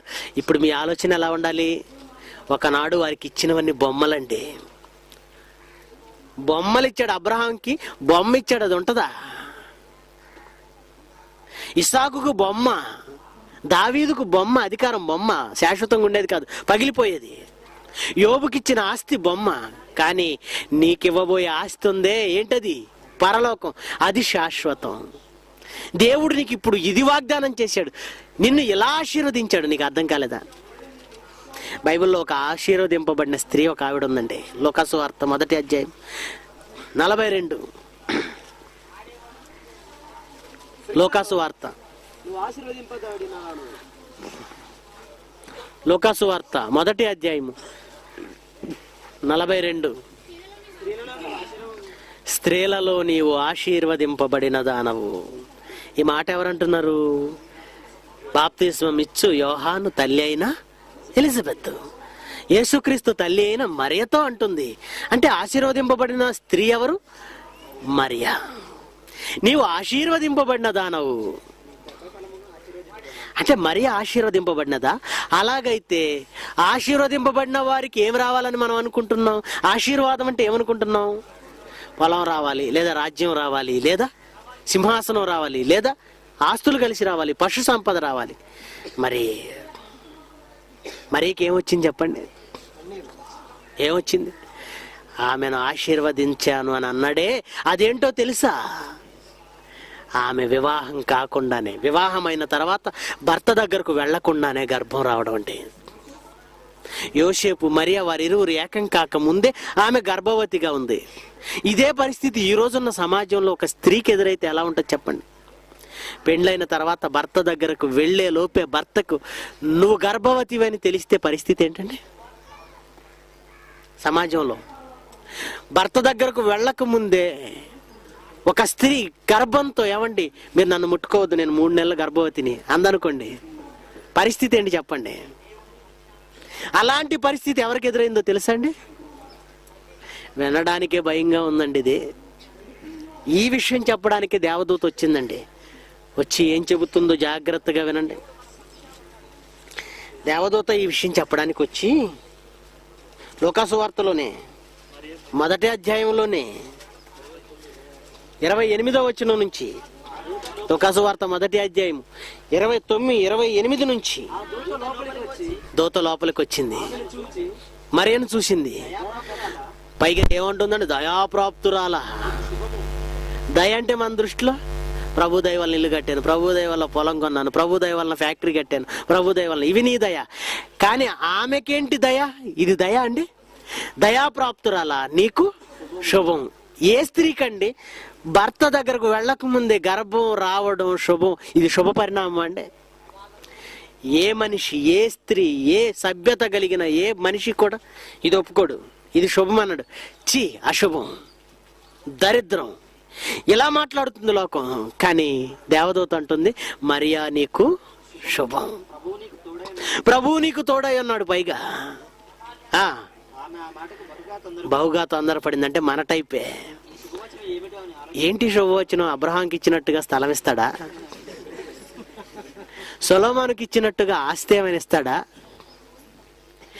అని బహుగా తొందరపడింది. అంటే తొందర ఎక్కువ, ఏదో ఇవే అనుకుంది. ఆలోచించుకొని చుండగా దూత మరియా భయపడకమని ఎందుకు చెబుతుందని శుభమని చెప్పిన తర్వాత, ఇచ్చేది ఆశీర్వాదం అయితే భయపడేది ఏముంటుంది అందులో? నీకు స్థలం ఇస్తాను అని చెప్పడానికి భయపడకని చెప్తారండి? నీకు బంగారం ఇస్తానని చెప్పడానికి భయపడకని చెప్తారా? నువ్వు పోతావని చెప్పడానికి డాక్టర్ ఎలా చెప్తాడో తెలుసండి? ఏం లేదండి, కూర్చోండి, కాసిన మంచిలు తాగుతారా అంటాడు. ఇవన్నీ చెప్తున్నాడంటే ఏదో డౌట్ ఉన్నట్టే. మరేం లేదండి, మీరు ఒక నెలలో పోతారంటాడు. ఒక చేదు వార్త చెప్పే ముందు భయపడకు అనేది మనం ఉపయోగిస్తాం ఎక్కువగా. వాళ్ళు ఎక్కువ కంగారు పడకుండా. మన పిల్లలే దూరదేశం వెళ్ళి చచ్చిపోయారు అనుకోండి, దూర ప్రాంతం వెళ్ళి, ఆ వార్త వెంటనే ఆనందంగా ఎగురుకుంటూ వచ్చి నీ పిల్లలు పోయారని చెప్పరు ఎవరు. ఎందుకంటే వెంటనే తల్లి గుండె ఆగిపోద్ది, ప్రాణానికి ప్రాణంగా పెంచుకున్న బిడ్డ. అందుకే ఏం చెప్తామమ్మా, నేను ఒక విషయం చెప్తాను, నువ్వు ఎక్కువ కంగారు పడక, ఏం లేదు, విషయం ఏం లేదు, నువ్వు భయపడకు. ఇలా చెప్తున్నావంటే ఏంటి? ఏంటమ్మా ఏంటి? అప్పటికే ఇలా అనగానే వాళ్ళ గుండె వేగం పెరుగుద్ది. చెప్పమ్మా చెప్పమ్మా అంటుంటారు. నీ బిడ్డ ఏమైంది? నా బిడ్డకి ఏ లేదు, చిన్న జ్వరం ఏదో వచ్చిందట. మళ్ళీ విషయం చెబుదామని కూడా దాటేసేస్తాం. ఏమేమైపోద్ది, జ్వరం వచ్చిందట ఒకసారి చూసిరంటాం. అతి భయంకరమైన వార్త అయితేనే భయపడకు అంటాం. ఇప్పుడు మరియా భయపడకు అంటుందంటే ఏంటి అర్థం? నువ్వు వినబోయేది భయంకరమైన వార్త. మరియా భయపడకు, నీవు దేవుని వల్ల కృప పొందితివి, ఇదిగో నీవు గర్భం ధరించి కుమారుని కని ఆయనకి యేసు అనే పేరు పెడతావు. ఆయన గొప్పవాడై సర్వోన్నతుని కుమారుని అనబడతాడు. ప్రభు అయిన దేవుడు ఆయన తండ్రి అయిన దావీదు సింహాసనం. ఒక్క మాట కూడా మరియను మాట్లాడినా కూడా చెప్పేస్తుంది. ఎందుకు? ఇవన్న విని తర్వాత అయినా కాముకుంటుందేమో అని ముందు ముందే చెప్పేస్తుంది. మరే పరిస్థితి ఏ స్త్రీకైనా ఈ సమాజంలో వస్తే ఎలా ఉంటుందో మీరు ఆలోచించండి. సమాజం గురించి మీకు తెలియదండి? లోకం పలుగాకులు అంటారు, లోకులు పలుగాకులు. ఎవరైనా ఒక మంచిని మంచిగా స్వీకరిస్తున్నారా ఈరోజు? చెడును చెడుగా ప్రచారం చేసేవాళ్ళు, మంచిని కూడా చెడుగా ప్రచారం చేసే ఈ లోకం ఒక మంచి విషయాన్ని మంచిగా స్వీకరించదండి. మన ఇంట్లో జరిగే విషయాలు మనకు తెలిసే కంటే ముందు ఊరంతా తిరిగి వస్తాయండి, ఆ తర్వాత మనకు తెలుస్తాయి. ఇప్పుడు మరియ గర్భవతితో ఉంది. ఈ విషయం ఇంకా యోసేపుకు తెలియదు. యోసేపుకు తెలియకముందు ఎవరికి తెలుస్తుంది చెప్పండి? ఖచ్చితంగా బయట వాళ్ళకి తెలియాలి. బయట వాళ్ళకి తెలిస్తే పరిస్థితి ఏంటండి? పోనీ బయట వాళ్ళకి తెలియకుండా జాగ్రత్త పడింది అనుకుందాం, భర్తకైతే చెప్పాలి. ఎందుకు చెప్పాలి? ఎందుకు చెప్పాలి? యేసును గర్భాన ధరించింది, ఆయన పుట్టేంత వరకు యోసేపుతో ఆమె కలవకూడదు. మరి భార్యాభర్తలు అంటే కలవాలి గనక యోసేపు అడిగినప్పుడు యోసేపుకి చెప్పాలి, ఏమండి మనం కలవకూడదు. ఎందుకు? ఇదిగో నేను గర్భవతిని. ఏమండి ఈ మాట భర్తకు చెబితే భర్త ఎలాగండి రియాక్ట్ అవుతాడు? అలాగా పర్లేదు అయితే 9 నెలల తర్వాత రా అంటాడండి ఏ భర్త అయినా? ఈ విషయం చెప్పాలంటేనే కాళ్ళల్లో నుంచి వణుకు. ఏమనుకుంటాడో ఏమనుకుంటాడు మదన పడిపోతూ వచ్చిందండి, చెప్పిందండి. సరే అనలేదండి యోసేపు, సరేలే అనలేదు. ఎలా అనగలడండి? మన భార్య మన దగ్గరికి వచ్చి ఏమండి నేను గర్భవతినండి, అది పరిశుద్ధాత్మ వలనండి అందనుకోండి, ఈ క్యాబేజీలు ఎవరి చెవిలో పెడతావమ్మా అంటాం. నా చెవిలో క్యాబేజీలు ఏమైనా కనిపిస్తున్నాయా? నువ్వు నేనే నమ్మం, యోసేపు మాత్రం ఎలా నమ్ముతాడు? కాకపోతే మనకంటే కొంచెం మంచోడు. రాత్రి వేళ లేచాడు, నిద్రపడడం లేదు, ఆలోచించుకుంటున్నాడు. చూడండి ఏం ఆలోచిస్తున్నాడు. మత్తయి సువార్త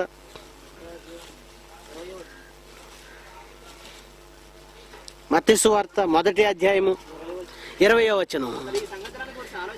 అతడి సంగతులను గూర్చి ఆలోచించుకొనుచుండగా ఇదిగో ప్రభువు దూత స్వప్నమందు అతనికి ప్రత్యక్షమై, దావీదు కుమారుడు అయిన యోసేపు, నీ భార్య అయినా 19 చదవలేదు. ఆమె భర్త అయిన యోసేపు నీతిమంతుడై ఉండి ఆమెను 10 మందిలోనికి తీసుకొచ్చి గొడవ చేసి అవమానించటం ఇష్టం లేకపోయినా అనుమానించటం మానాడా? సీక్రెట్ గా వదిలేద్దాం. ఎలా వదిలేద్దాం? దూరంగా తీసుకెళ్ళి విడిచిపెట్టి వెళ్ళిపోదామా? లేదా ఆమె ఇంట్లో నిద్రపోతుండగా మనమే వెళ్ళిపోదామా? ఎలా చేస్తే బాగుంటుంది? ప్లాన్ చేసుకుంటున్నాడు. దేవుడు ఎరిగి దేవుడు దర్శనము ద్వారా ఇదే విషయం అని చెప్పవలసి వచ్చింది. ఏమండి, అప్పటి నుంచి ప్రారంభమైందండి ఆమెకు కష్టాలు. ఆ నోట ఈ నోట యోసేపు మరియమ్మ కలిసి ఉండడం లేదు, విడిగా ఉంటున్నారని తెలిసింది బయటికి. కారణం ఏంటి అంటే ఎదుగుతున్న ఆమె పొట్ట. విషయం ఏమిటంటే బయటికి పొక్కక తప్పదు. ఎంతమంది ఎన్ని మాటలతో మరియను ఆ రోజు చీల్చి చెండాడి ఉంటారో చెప్పండి. నువ్వు మంచిదానివని ఎవరు అనగలరా? సమాజం అంటుందా? నువ్వు మంచి చేసినా మంచిని అర్థం చేసుకోలేని సమాజం ఇది. ఆ రోజు అనేకుల వలన మరియకు కష్టాలు తప్పలేదండి, బాధలు తప్పలేదండి.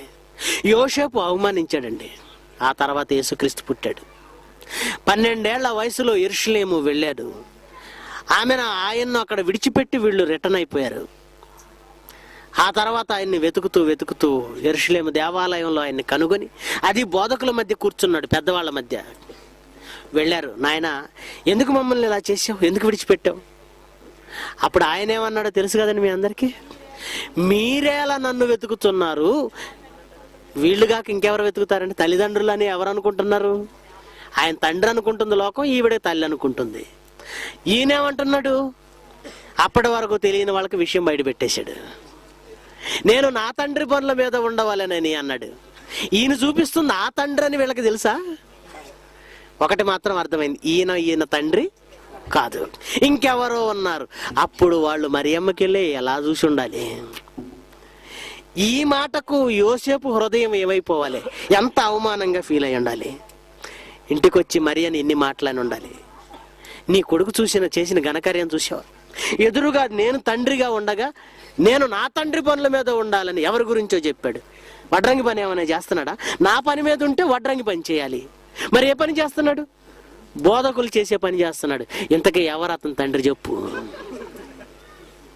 ఎన్నాళ్ళ నుండి సాగుతుంది? ఇవే కదండి మన డైలాగులు అయితే. ఏమంటే దేవదూత చెప్పింది కదండి సర్దుకున్నాడు అనుకోకండి. దేవుడు చెప్పిన ఒక మాటను బట్టి జీవితాంతం మనిషి భక్తిగా ఉంటాడా? అలా ఉంటే చాలా సంతోషమే.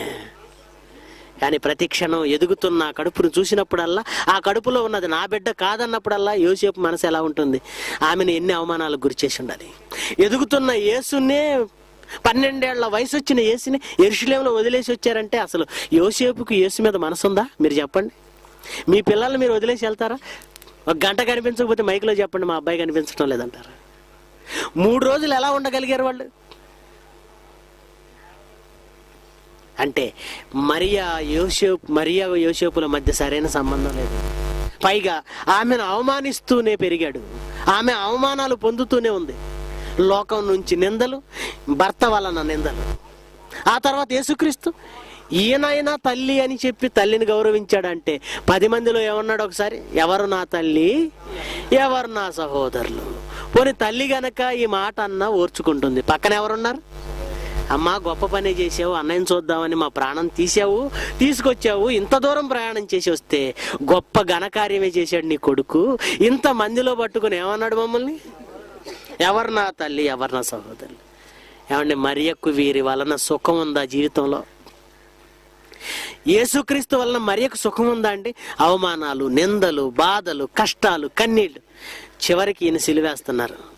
పోన్లే, ఇన్ని కష్టాలు పెట్టిన ఈ వెధవని సిలువేస్తున్నారు అంటదా? కన్న తల్లి కదండి తల్లడిల్లిపోయింది. యేసేపు రాలేదు, యేసుక్రీస్తు తమ్ముళ్ళు రాలేదు, కన్న తల్లి పేగు ఆగలేదు, పరుగున వచ్చింది. కళ్ళ ముందే కన్న కొడుకును అతి ఘోరంగా క్రూరంగా హింసిస్తుంటే చూసి ఎంత కన్నీళ్లు పెట్టుకుందండి. ఏ తల్లి స్వయంగా తన కొడుకు మరణాన్ని ఇంత చిత్రవదతో కళ్ళారా చూసి బ్రతికొండాలని అనుకోదండి. ఏ తల్లికి ఇలాంటి పరిస్థితి రాకూడదని కోరుకుంటారు. కానీ మరియకు మాత్రం తన కొడుకు చావుని, అది చిత్రవద, తన కళ్ళ ముందే కళ్ళారా చూసే దౌర్భాగ్య పరిస్థితి వచ్చింది. ఏడ్చి ఏడ్చి ఏడ్చి ఏడ్చి కళ్ళల్లో నీళ్లన్నీ ఇంకిపోయేంత వరకు ఏడ్చిందండి. ఆ తర్వాత పరిస్థితి ఏంటో తెలుసా? యేసు దగ్గరకు వచ్చినందుకు తమ్ముళ్ళు, చిన్న కొడుకులు ఇంటికి రావద్దన్నారు. ఎక్కడికి వెళ్ళవలసి వచ్చింది? యోహాన్ అనే శిష్యుడి ఇంటికి వెళ్ళి తలదాచుకోవలసిన పరిస్థితి. మరి ఆశీర్వదింపబడిన స్త్రీ అంది ఆవిడ, ఎలిజబెత్ రాణి. ఎలిజబెత్, స్త్రీలలో నీవు ఆశీర్వదింపబడిన దాని అన్నప్పుడు చివరికి ఇల్లే లేకుండా పోయింది మరియకి. ఎక్కడో పరాయి పంచన తలదాచుకోవాల్సిన అవసరత వచ్చింది? ఆశీర్వాదం అంటే ఇదేనా? అవునండి, ఇదే. క్రొత్త నిబంధన కాలంలో నేడున్న ఆశీర్వాదం ఏంటో తెలుసా? దేవుని కోసం శ్రమలు అనుభవించడమే ఆశీర్వాదం. దేవుడు మనల్ని దుష్టత్వం నుండి మళ్లించడమే ఆశీర్వాదం. ఆయన సువార్తను మనకు అనుగ్రహించడమే ఆశీర్వాదం. ఆయన మన తండ్రిగా ఉండడమే ఆశీర్వాదం. నాడున్న ఆశీర్వాదాలకు నేడున్న ఆశీర్వాదాలకు ఇదేనండి తేడా. అన్ని కష్టాలు కన్నీళ్లు అనుభవించిన మరియకు ఇల్లు లేదు, అయిన వాళ్ళు దూరం చేశారు, నాన్న వాళ్ళు ఎవరు లేరు, బంధువులలో మంచి స్నేహం లేదు, ఆదరించిన వాళ్ళు ఎవరు లేరు, చివరికి ఎక్కడో శిష్యుడు ఇంట్లో తలదాచుకోవాల్సిన పరిస్థితి. మరి ఆశీర్వదింపబడిన స్త్రీ కదా, మరి ఏవి స్థలాలేవి, పొలాలేవి, రాజ్యమేది, అంతస్తులేవి, ఐశ్వర్యాలేవి, సుఖాలేవి? అది ఆశీర్వాదం నాడు ఇశ్రాయేలీలకి. మరి నేడు ఇదిగో. అందుకే పౌలు అంటున్నాడు, మేము దినమెల్లా వధింపబడ్డాం, దినమెల్లా వధింపబడుచున్నాం, దినమెల్లా చనిపోతున్నాం. ఈరోజు ఆశీర్వాదంలో ఏముందో తెలుసా అండి? ఆశీర్వదింపబడిన దానా అని దాని అర్థం. ఆశీర్వాదంలో ఏముంది? వధ ఉంది. దేవుడి కోసం నువ్వు వధింపబడమే నిజమైన ఆశీర్వాదం. దేవుని కోసం నువ్వు వధింపబడమే నిజమైన ఆశీర్వాదం, అసలు సిసలైన ఆశీర్వాదం. దేవుడి రోజు మనకిస్తానన్న అసలు సిసలైన ఆశీర్వాదం వాగ్దానం ఏంటో తెలుసా అండి? 1 యోహాను పత్రిక, యోహాను రాసిన మొదటి పత్రిక 2వ అధ్యాయము 25వ వచనం. యోహాను రాసిన మొదటి పత్రిక 2వ అధ్యాయం 25వ వచనం. నిత్య జీవము అనుగ్రహింతును అనునదియే ఆయన తానే మనకు చేసిన వాగ్దానం. ఈరోజు అసలు సిసలైన వాగ్దానం ఏంటి చెప్పండి మనకి? నిత్య జీవం ఇస్తాను, నిత్య జీవం ఇస్తాను, నిత్య జీవం ఇస్తాను. ఆయన తానే మనకు చేసిన వాగ్దానం ఇది. ఇది ఆశీర్వాదం నేడు. దీనికంటే గొప్పదేమైనా ఉంటే చూపించండి ప్రపంచంలో. దీనికంటే, నిత్య జీవం అనే దానికంటే ఇంకా ఏమివ్వాలండి దేవుడు మీకు? ఇంకా ఏమివ్వాలి? ఉండడానికి భూమినిచ్చాడు, బ్రతకడానికి ఆహారాన్ని ఇచ్చాడు, త్రాగడానికి నీటినిచ్చాడు, పీల్చడానికి గాలినిచ్చాడు. ఆ తర్వాత మీరు తప్పు చేస్తే దుష్టత్వం నుండి మళ్లించడానికి యేసు తన ప్రాణాన్నే, అంటే తన కొడుకునే దేవుడు ఏం చేశాడు? ఇచ్చేశాడు. తన కొడుకునే ఇచ్చేశాడు. తన కొడుకునే ఇచ్చిన తర్వాత ఇంకేం కావాలని అడుగుతారు చెప్పండి? ఇంకేం కావాలి? యేసుక్రీస్తు కంటే గొప్పది ప్రపంచంలో ఉంటే చూపించండి. యేసుక్రీస్తునే ఇచ్చిన తర్వాత ఇంకేం కావాలండి? చివరిగా ఆయన ఇచ్చిన వాగ్దానం ఏంటో తెలుసా? ఆయన చేసింది, ఆయన ఇస్తానన్నది ఒకటి ఉంది, నిత్య జీవం ఇస్తాను. ఇంతకు మించిన ఆశీర్వాదం ఏంటి చెప్పండి? పరలోకం కంటే, యేసుక్రీస్తు కంటే దేవుడిచ్చే కారు గొప్పదా? బంగ్లా గొప్పదా? ఇల్లు గొప్పదా? పొలాలు గొప్పవా? రాజ్యం గొప్పదా? ఏది గొప్పది? ప్రియమైన దేవుని పిల్లలారా, చిన్నపిల్లల వలె ఆలోచించకండి, పిల్లవాని వలె ఆలోచించకండి. ఇప్పుడు మీరు ఎదిగారు, గొప్పవాళ్ళుగా ఆలోచించండి, పెద్దవాళ్ళుగా ఆలోచించండి. నేడు దేవుడు మీకు ఇచ్చిన ఆశీర్వాదాలు ఏంటో ఆలోచించండి. నిత్య జీవము అనుగ్రహింతును అనునదియే. మరి ఈరోజు మనం చేస్తున్నది ఏంటండి? ఈరోజు మనం చేస్తున్న బోధలేంటి చెప్పండి? ఇలా ఇప్పటికీ ఒకవేళ నువ్వు ఇప్పటికీ శరీర సంబంధమైనవి కావాలంటే దేవుడు ఒక చివరిగా ఒక వార్నింగ్ ఇచ్చాడు. ఆ వార్నింగ్ చూసుకొని ముగించేద్దాం. ఇప్పటికీ శరీర సంబంధమైనవి కావాలంటే 1 కొరింథీ పత్రిక 15వ అధ్యాయము 19వ వచనం. 1 కొరింథీ పత్రిక 15వ అధ్యాయము 19వ వచనం. ఈ జీవిత కాలము మట్టుకే మనము క్రీస్తునందు ఆశీర్వాదాలు కోరుకొనిన ఎడల అందరికంటే, మనుషులందరికంటే ఆశీర్వదింపబడిన వాళ్ళు కాదు, దౌర్భాగ్యులు అన్నాడు. ఈ భూమి మీదే కోరుకుంటే ఇప్పుడు మనం ఎవరైపోతాం? మనుషులందరికంటే దౌర్భాగ్యులు. మరేముండాలి ఈ భూమి మీద? అన్న వస్త్రాలు చాలండి. పౌలు అంటాడు, మీరు అన్న వస్త్రములు కలిగి తృప్తి పొంది ఉండండి. మరి ఆశీర్వాదం పరలోకం ఉంది కదా, వేచి చూడలేరా? ఆగలేరా? అప్పటి వరకు. అదే కదండి విశ్వాసం అంటే. పరలోకం కోసం ఆగటమే కదండి నిరీక్షణ అంటే. నీకు అన్ని ఇప్పుడే ఇచ్చేస్తే విశ్వాసానికి, నిరీక్షణకు అర్థం ఏంటి చెప్పండి? కనుక ఆశీర్వాదము నాడు భూ సంబంధమైనవైతే నేడు పరలోక సంబంధమైన ప్రతి ఆశీర్వాదమును దేవుడు మీకు అనుగ్రహించాను. ప్రార్థన చేసుకుని